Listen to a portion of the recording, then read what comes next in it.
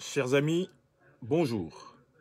La communication politique est un art qui exige un suivi constant et qui exige une pédagogie constante de la preuve.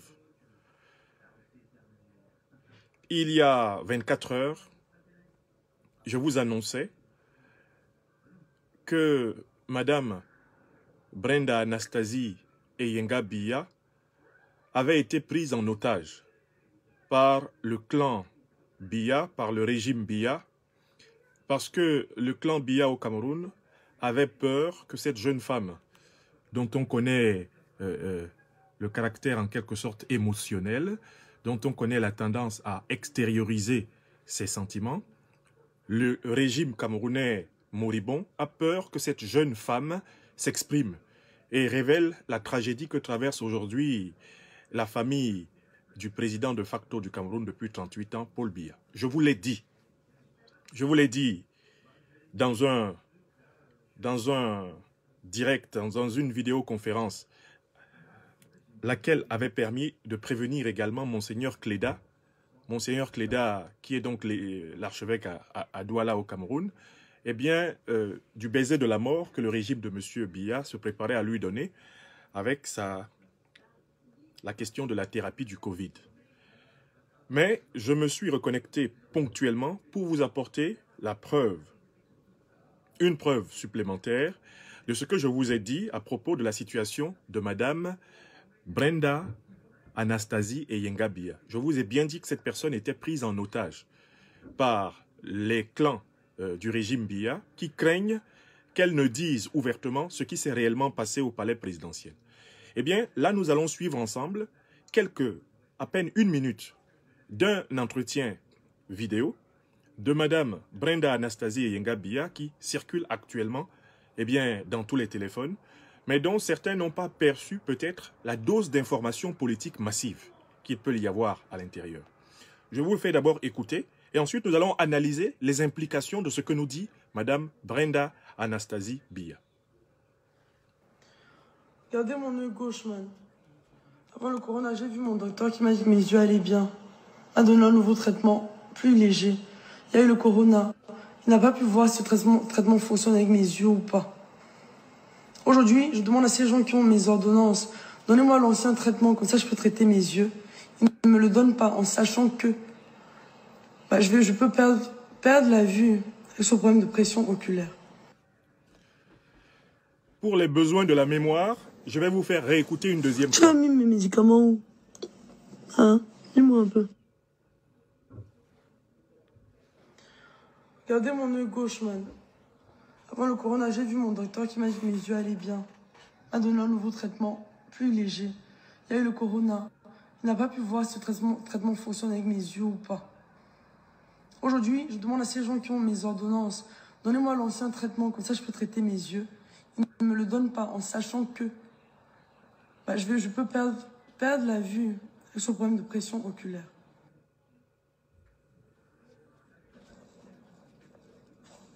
Tu as mis mes médicaments où? Hein? Dis-moi un peu. Voilà. Je vous ai fait écouter 2 fois. Ce que nous voyons dans cette vidéo, c'est très clairement une jeune femme aux abois.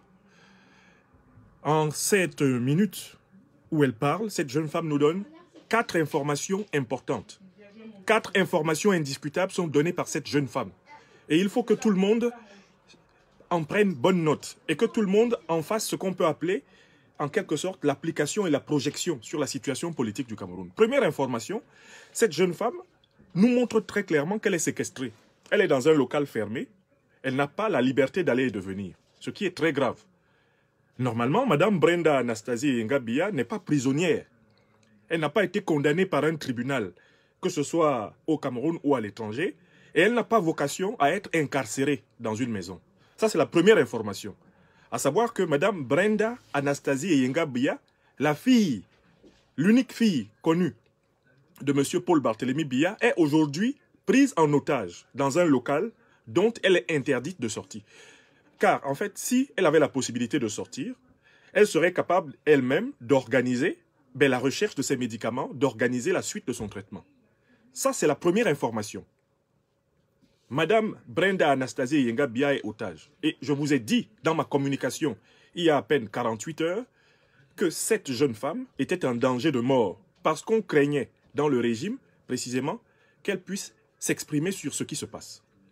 Il y a une deuxième information importante que vient de nous délivrer cette petite vidéo de Brenda Anastasie et Yenga Bia. À savoir que il y a autour d'elle des gens qui sont organisés pour la séquestrer. Elle les appelle, dans la vidéo, elle les appelle ces gens-là. Mais qui sont ces gens-là? Ce sont les membres du régime de M. Paul Biya qui empêchent cette jeune femme, fille de M. Biya, qui l'empêche de vivre librement, de s'exprimer librement, de vaquer à ses occupations, comme tous les citoyens et les citoyennes du Cameroun en ont le droit. Qui sont ces gens-là? C'est nécessairement son propre frère, son propre demi-frère, Franck Emmanuel Biya, à la tête du clan de Nanga et Boko. Qui sont ces gens-là? Par déduction, on peut supposer que ce sont peut-être aussi les membres du clan de Nanga et Boko, à la tête duquel il y a, bien sûr, Ferdinand Gongo et la propre mère d'Anastasie Brenda et Yenga Bia, Madame Chantal Pulchéry Bia. Qui sont ces gens-là? C'est probablement également peut-être le troisième clan, mais c'est beaucoup moins sûr. Celui de M. Louis-Paul Motazé. Louis-Paul Motazé, qui est le chef du clan des argentiers armuriers du Cameroun. Alors, on peut supposer que ce sont les deux premiers clans, sans doute, qui tiennent Brenda en otage. Car ce sont eux, en fait, en priorité, qui veulent maîtriser et contrôler l'information sur ce qui s'est passé dans cette famille. Ça, c'est la deuxième chose qu'on sait. On sait désormais que le régime Biya est responsable de séquestration de personnes. Le régime Biya est responsable de séquestration de personnes majeures.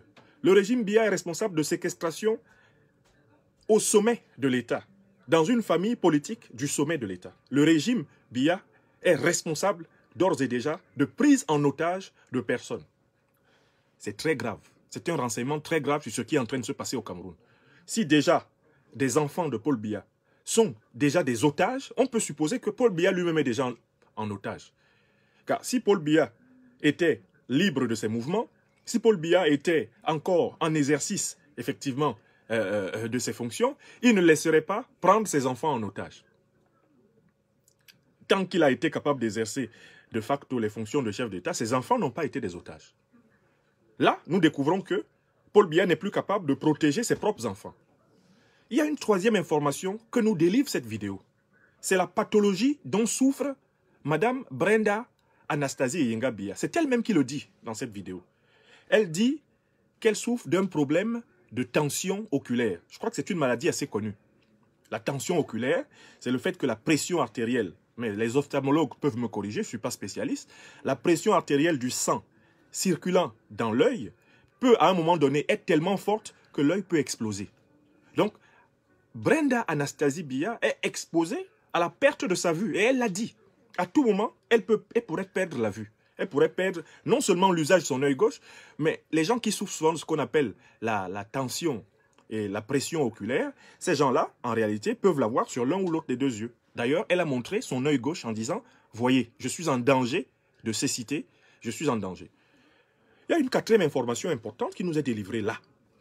Brenda nous dit qu'il y a une vie avant le coronavirus, une vie pendant le coronavirus, et qu'elle n'est pas encore sortie de ce qui s'est passé avant et après le coronavirus, ou plutôt pendant le coronavirus. J'insiste là-dessus.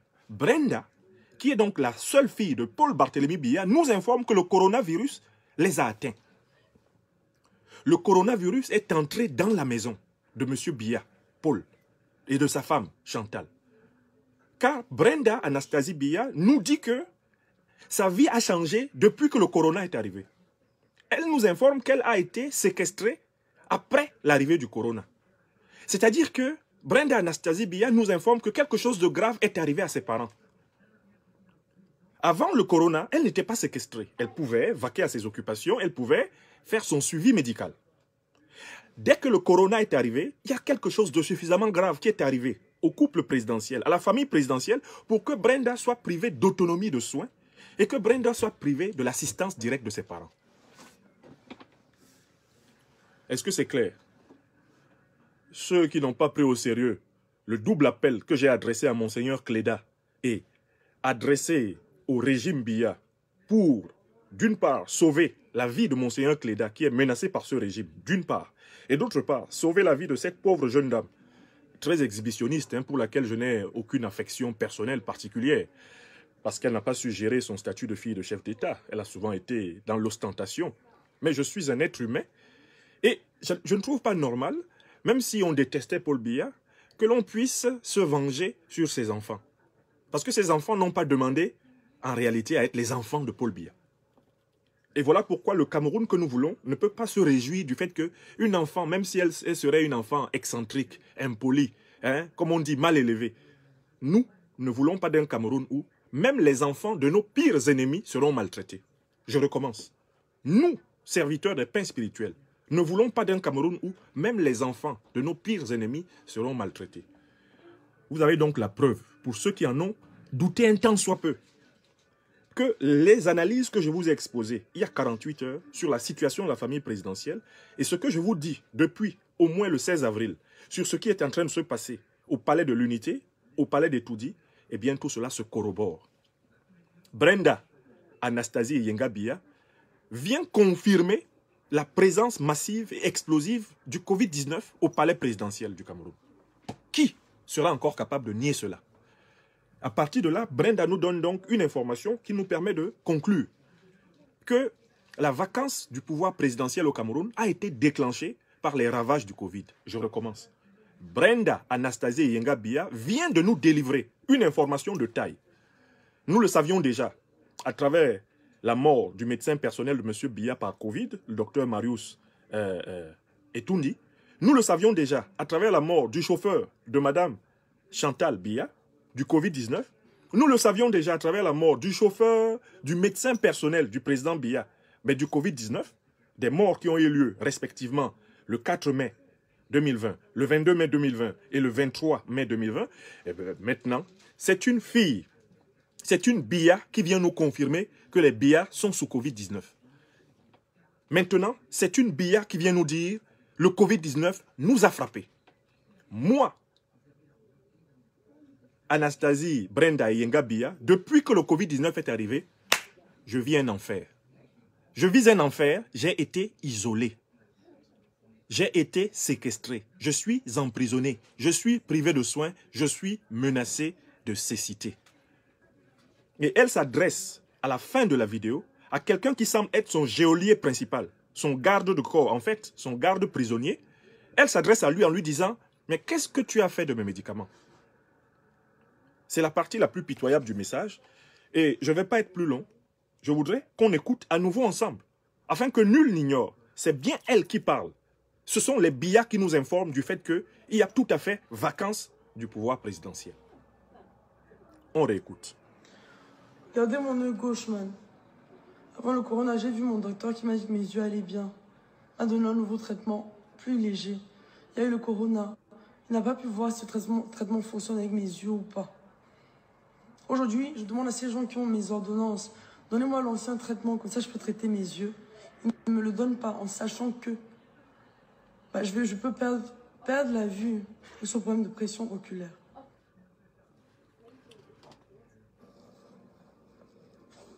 Tu as mis mes médicaments où? Hein? Dis-moi un peu. Très bien. On voit à la fin de cette vidéo le visage d'un homme, d'un personnage. Un homme qui est sans doute en vidéoconférence avec Mme Brenda Anastasie Yenga Biya. On peut supposer que cet homme est l'un des vigiles, l'un des hommes armés, l'un des gros bras chargés de la séquestrer. Et que cet homme a eu l'imprudence de se déplacer et que Anastasie Yenga Brenda Biya a pu s'emparer d'un téléphone connecté sur WhatsApp et l'appeler. Peut-être même que cet homme a laissé ce téléphone en pensant que ça servirait si elle a une urgence à lui faire signe. Et elle est dans une pièce fermée. On ne voit pas d'ouverture, on ne voit pas de fenêtre donnant sur le monde extérieur. Cette jeune femme est séquestrée. Cette jeune femme est prise en otage. Mais il y a une autre information, elle dit le docteur n'a pas pu. Mais pourquoi le docteur n'a pas pu? De quel docteur parle-t-elle? À cause du corona. Pourquoi le docteur n'a-t-il pas pu? Je fais une hypothèse. Le docteur qui n'a pas pu, c'est probablement le docteur de la famille Biya, le médecin personnel de la famille Biya, le médecin en chef de la famille Biya, à savoir le docteur médecin colonel Marius Etoundi, qui est mort du Covid. Il n'a pas pu parce qu'il est mort. C'est lui probablement qui coordonne en réalité tous les soins de la famille présidentielle en tant que médecin de leur papa. Nous avons cette pratique ici en France, à savoir qu'il y a un médecin de famille. Vous savez que cette pratique existe. Et quand le Cameroun commençait à décoller un temps soit peu, chaque famille possédait son médecin. Donc en fait, le médecin de la famille est mort. Le docteur colonel Etoundi Marius est mort du Covid. Et on s'est empressé de mettre cette jeune femme en otage pour qu'elle ne parle pas. Parce qu'elle sait sans doute si son propre papa est mort. Parce qu'elle sait sans doute si sa propre maman est morte ou est malade. Parce qu'elle sait sans doute si son propre papa est gravement malade. Et on ne veut donc pas que cette jeune femme soit en interaction avec la société ordinaire parce que c'est une jeune femme qui ne sait rien cacher. N'est-ce pas ce que je vous avais dit? N'est-ce pas ce que je vous avais dit? Bon, voilà. Maintenant, je vous invite à prendre très au sérieux le constat que je vous fais depuis plus d'un mois, de vous dire que le pouvoir présidentiel est vacant au Cameroun. Maintenant que vous avez donc écouté la fille de Paul Biya elle-même dire que eux, les Biya, ils avaient une vie avant le corona, et depuis que le corona est là, leur vie a changé. Est-ce que c'est moi, Franklin Yamsiwa Cameroun, qui parle? Est-ce que je suis responsable d'une fake vidéo? J'ai créé une fake vidéo. Regardez mon œil gauche, man. Avant le corona, j'ai vu mon docteur qui m'a dit que mes yeux allaient bien. M'a donné un nouveau traitement, plus léger. Il y a eu le corona. Il n'a pas pu voir si ce traitement fonctionne. Il n'a pas pu voir. Aujourd'hui, je demande à ces gens qui ont mes ordonnances, donnez-moi l'ancien traitement, comme ça je peux traiter mes yeux. Ils ne me le donnent pas en sachant que je peux perdre la vue avec ce problème de pression oculaire. Et voilà le bonhomme. Et voilà le personnage dont il faudra retrouver le nom. Tu as mis mes médicaments où? Voilà. Hein? Dis-moi un peu. Voilà le personnage qui séquestre probablement actuellement Brenda Biya. Je fais un appel à témoins pour qu'on me trouve ce personnage. Je veux qu'on me trouve le nom de cette personne. Ceux qui connaissent cette personne, que cela nous donne son nom. Et que cette personne-là soit immédiatement dénoncée auprès des organisations des droits de l'homme comme étant une personne qui séquestre un adulte camerounais, une adulte camerounaise actuellement au Cameroun. Nous allons donner une leçon aux sardinards. Nous allons leur apprendre que nous sommes des êtres humains. Et que lorsque même que tout le régime des sardinards sera fait prisonnier, moi, professeur Franklin Yamsiwa Cameroun, je fais partie de ceux qui vont veiller à ce qu'ils soient emprisonnés en bonne santé. Qu'ils soient bien traités. Parce que nous allons leur montrer que nous sommes, quant à nous, des êtres humains. Nous ne sommes pas des animaux, nous ne sommes pas des sauvageons. Lorsqu'ils tomberont, nous allons veiller à les traiter humainement. Et nous allons leur donner déjà un début de leçon. La jeune Brenda, là, quand on tue les enfants en Garbou, quand on tue les enfants à Lébialem, quand on tue en février 2008 à travers tout le Cameroun, elle était déjà en âge de raison. Est-ce qu'elle a fait un seul tweet émotionnel pour les êtres humains qui tombaient? Non. Nous allons les éduquer tous. Tous ces gens-là qui ont grandi dans le pouvoir Biya avec une arrogance, une suffisance, avec une espèce d'inhumanité incroyable. Nous allons leur montrer que nous ne sommes pas comme eux. Peuple camerounais en résistance, ne ressemblons jamais au régime Biya. Nous voulons que ce régime, nous voulons la fin de ce régime. Nous nous battrons pour la fin de ce régime. Mais nous ne voulons pour rien au monde ressembler aux membres de ce régime. Je recommence. Nous voulons la fin de ce régime et nous mettrons fin à ce régime en tant que peuple. Mais nous ne voulons pas ressembler à ce régime. Il est hors de question que moi, je sois content de voir un être humain séquestré avec le risque de devenir aveugle. Même si cet être humain était condamné par la justice, je veillerai à ce que les conditions carcérales de cet être humain soient exemplaires. Même une personne qui est en prison a droit à des soins. Même une personne condamnée à perpétuité a droit à des soins. Nous devons vaincre en leur donnant une leçon de sagesse de l'amour. Nous devons vaincre en montrant que nous sommes différents.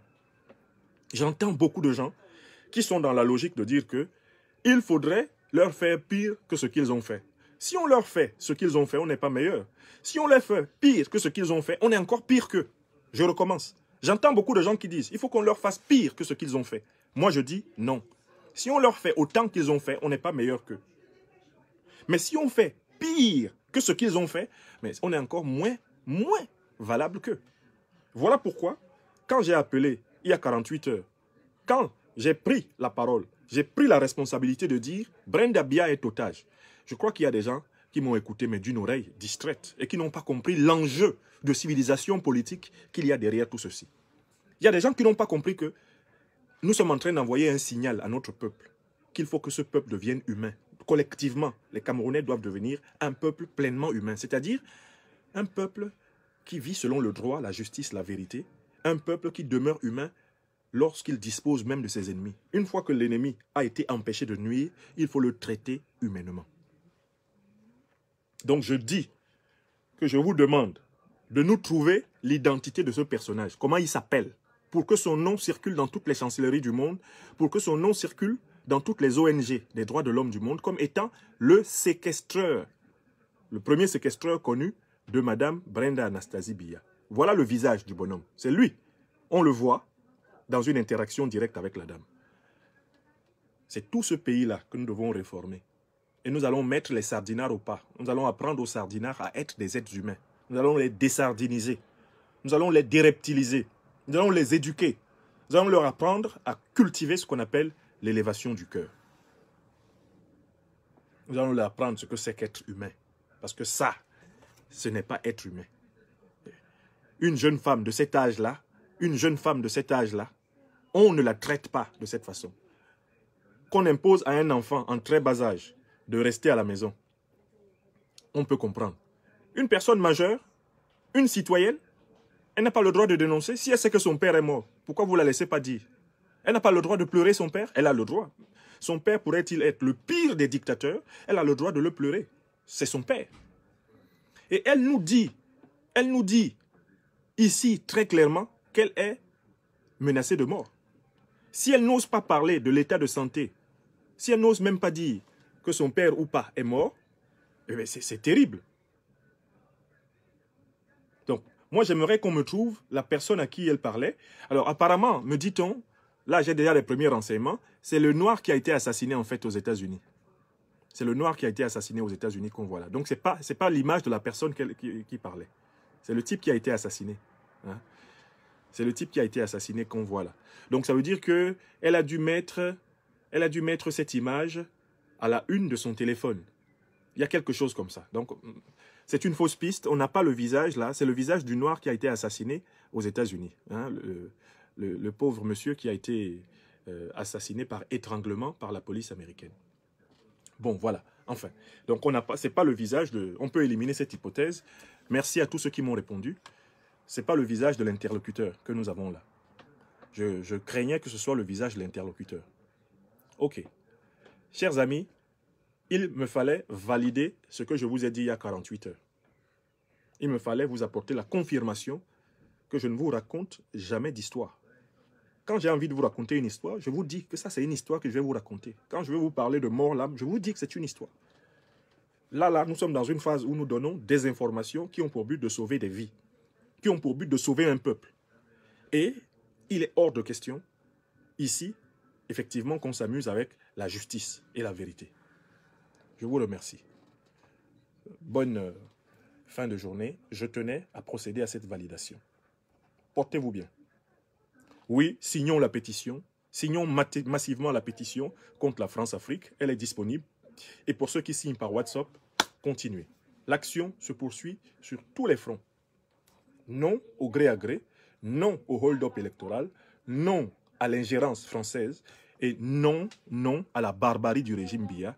Nous exigeons la cessation de la prise en otage de Mme Brenda Anastasie Yenga Biya et nous voulons que les journalistes lui tendent le micro pour qu'elle nous raconte l'expérience du Covid-19 au Palais de l'Unité. Nous voulons que les journalistes tendent le micro à Brenda Anastasie Yenga Biya pour qu'elle nous dise ce qui s'est passé quand le Covid est venu. Parce qu'elle dit que sa vie a changé depuis que le Covid est arrivé. Alors, si la fille du président te dit que sa vie a changé à cause du Covid-19, alors que le président est porté disparu, tu as besoin d'une greffe du cerveau pour comprendre que la présidence de la République du Cameroun est vacante? Oui, tu as sans doute besoin à ce moment-là d'une greffe du cerveau pour comprendre que un très grand malheur a dû frapper Paul Biya pour que sa fille, sa propre fille, soit aujourd'hui privée de soins. Un très grand malheur a dû frapper Paul. Sa propre fille est privée de médicaments. La fille du plus grand kleptocrate, du plus grand voleur d'argent public du Cameroun, Paul Biya, sa fille est privée à cet instant précis de médicaments. Elle est privée de liberté. Sa fille inaugure l'entrée des Biya en prison. C'est extraordinaire. Nous sommes en train d'assister à la dialectique du maître et de l'esclave appliquée à la famille Biya. Voici donc la première prisonnière des Biya. La première prisonnière des Biya est là, sous vos yeux. La première prisonnière des Biya. La première prisonnière des Biya, la voici. La voici. La voici dans sa prison. Gauche, avant le corona, j'ai vu mon docteur qui m'a dit que mes yeux allaient bien. A donné un nouveau traitement plus léger. Voici la première prisonnière de la famille Biya. Il n'a pas pu voir si ce traitement fonctionne avec mes yeux ou pas. Aujourd'hui, je demande à ces gens qui ont mes ordonnances, donnez-moi l'ancien traitement, comme ça je peux traiter mes yeux. Ils ne me le donnent pas en sachant que je peux perdre la vue avec ce problème de pression oculaire. Voilà. Vous avez donc là la première prisonnière de la famille Biya. L'histoire, la roue de l'histoire est terriblement en marche. Mais nous voulons qu'elle marche en respectant un certain nombre de normes éthiques. Parce que nous ne sommes pas des animaux sauvages. Nous ne sommes pas des bêtes sauvages. Ce que nous voulons, c'est un Cameroun humain, un Cameroun exemplaire. Et chaque jour va nous apporter des informations positives pour la résistance camerounaise. Chaque jour va apporter au peuple camerounais des raisons de prendre son pouvoir. De prendre tout son pouvoir. Regardez la crasse, la merde. Regardez l'ignominie qui règne au sommet du Cameroun. Regardez l'indignité démoniaque qui règne au sommet du Cameroun. Je vous remercie. Merci de partager. Si vous partagez, eh bien vous contribuez à la résistance et vous contribuez à libérer beaucoup de gens de toiles d'araignée qu'ils ont dans leurs esprits. Bonne soirée à tous.